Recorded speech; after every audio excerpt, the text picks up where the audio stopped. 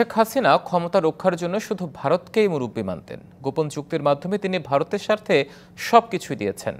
শিশু ও তরুণদের হত্যা করে তিনি তার সিংহাসন টিকিয়ে রাখার চেষ্টা করেছেন। সকালে রাজশাহী নগরের নওদাপাড়া এলাকায় শহীদ জিয়া শিশু পার্কের সামনে মহানগর যুবদলের আয়োজিত শীতবস্ত্র বিতরণ অনুষ্ঠানে বিএনপির সিনিয়র যুগ্ম মহাসচিব রুহুল কবির রিজভী এসব কথা বলেন। আরও বলেন, দিনের ভোট রাতে হবে মিডনাইট নির্বাচন, এটা হলো শেখ হাসিনার গণতন্ত্র।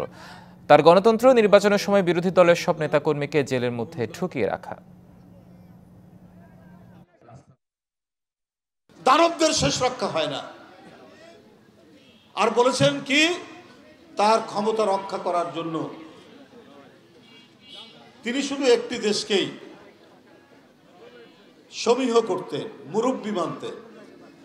আর এই জন্য বলেছিলেন যে আমি ভারতকে যা দিয়েছি তারা কোনোদিন ভুলতে পারবে না, তার বিরুদ্ধে যাবে কেন।